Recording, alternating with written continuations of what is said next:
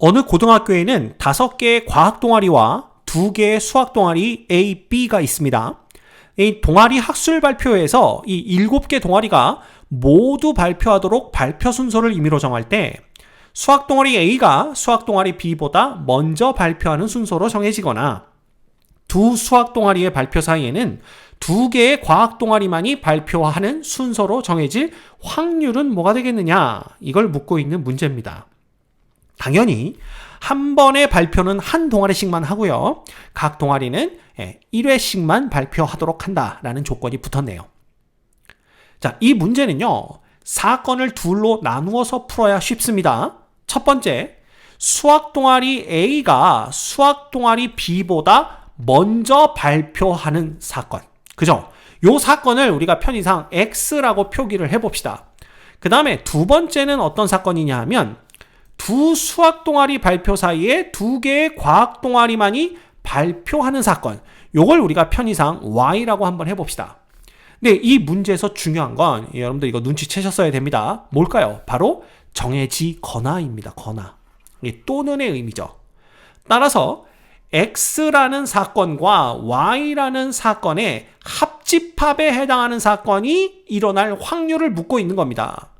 자, 이거 우리 이미 다 배워서 알고 있어요. 그죠? 이거 어떻게 하면 됩니까? 결과적으로는 구하라는 건 어떻게 구하느냐? P의 X라는 사건과 Y라는 사건의 합집합의 확률입니다. 따라서 이 확률은 PX의 확률 더하기 PY의 확률, 그 다음 빼기 P와 X와 Y의 교집합의 확률, 이렇게 되면 되겠죠.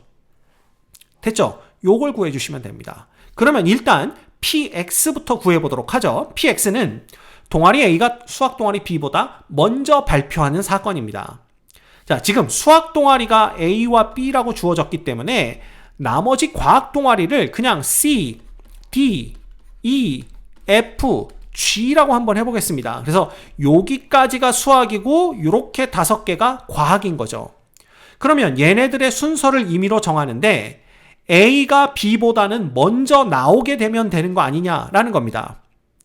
이거 우리 같은 것이 있는 수열에서 공부했던 겁니다. 이런 경우엔 어떻게 하라고요? 이런 경우에는 요 B를 그냥 A로 생각하는 겁니다. 그래서 이 둘 다 A다 라고 놓은 다음에 A가 2개 있고 C, D, E, F, G가 하나씩 있는 총 7개를 나열하는 같은 것이 있는 순열로 보면 되는 거죠.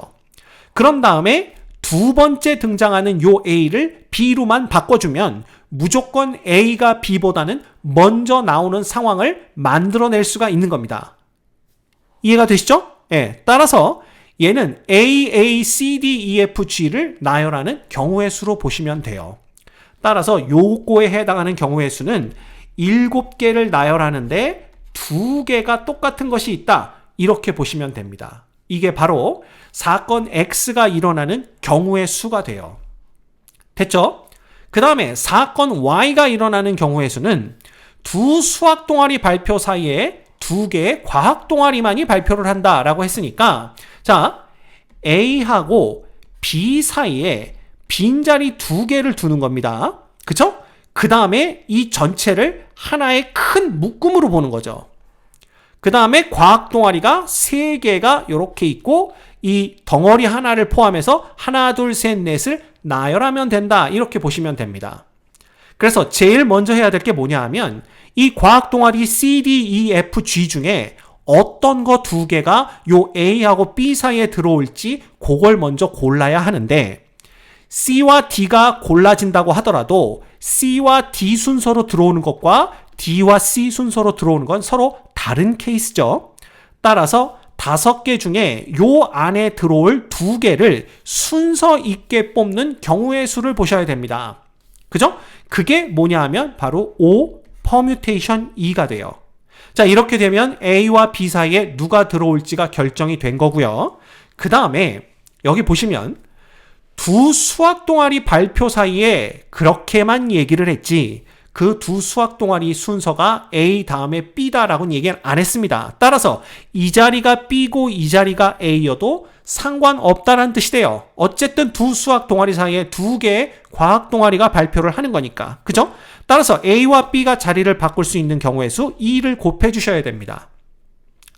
그러면 요 큰 묶음 하나를 선택하는 경우의 수가 완성이 된 거예요. 그래서 예를 들어 요 두 자리에 C와 D가 왔다면 이 자리엔 E, F, G가 있겠죠? 그러면 요 덩어리 하나와 한 묶음과 E, F, G 4개를 나열하면 되는 겁니다. 그 경우의 수가 4팩토리알 가지예요. 이게 바로 Y라는 사건이 일어날 수 있는 경우의 수입니다. 따라서 여기에다가 누굴 더해주면 돼요? 5 퍼뮤테이션 2 곱하기 2 곱하기 4팩토리알을 곱해주시면 됩니다. 이렇게 되는 거죠. 됐죠? 자, 그러면 이제 X와 Y의 교집합을 보셔야 됩니다. 그럼 이 두 사건이 동시에 일어난다는 것은 A와 B 사이에 과학 동아리가 2개만 발표를 하는데 B보다는 A가 먼저 발표를 해야 되기 때문에 여기서 이 부분이 없어지면 됩니다. 그냥 A, B 요 순서로 요 사이에 과학 동아리 2개만 오면 되니까 요 곱하기 2만 없애주면 되겠네요. 그래서 요게 바로 교집합이 일어날 수 있는 경우의 수가 됩니다. 됐죠? 그래서 여기서 누구 빼주면 되는 거예요. 빼기 5 퍼뮤테이션 2 곱하기 4 팩토리알 얘를 빼주시면 됩니다. 됐죠? 이게 바로 뭐가 되는 거예요? 각각의 사건이 일어나는 경우의 수니까 요걸 요렇게 해준 다음에 분모에는 뭘 해주면 됩니까? 전체 경우의 수, 그죠? 7 팩토리알입니다. 왜냐하면 7개의 동아리가 발표하는 순서를 임의로 결정하는 거니까요. 이렇게 우리가 볼 수가 있습니다. 됐죠? 자, 그러면 일단 쉬운 것부터 갑시다. 요렇게 먼저 계산을 해줄게요. 요렇게 먼저 계산을 해주면 그냥 2분의 1만 남습니다. 맞죠?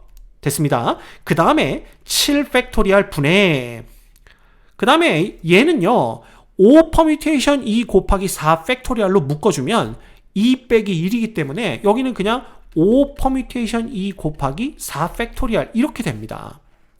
됐죠? 자, 그러면 7 팩토리알, 4 팩토리알 약분하고 나면 이거 다 없어지죠? 그래서 분모에는 누구만 남아요? 7 곱하기 6 곱하기 5만 남고요. 5 퍼뮤테이션 2는 5 곱하기 4 이렇게 됩니다. 그래서 분자에는 5 곱하기 4 이렇게 되는 거죠. 그러면 5하고 5가 또 약분이 됩니다. 됐죠? 그 다음에 요거 약분돼서 2, 요거 약분돼서 3 이렇게 되는 거니까 결국은 2분의 1 더하기 21분의 2 이렇게 되는 걸 볼 수가 있어요.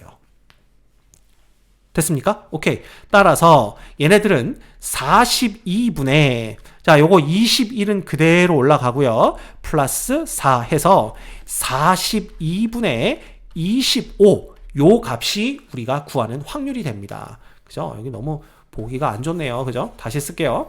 그래서 요 값은 얼마가 되냐 하면 통분하면 42가 되는 거고요. 이쪽에는 21이 그대로 오겠죠?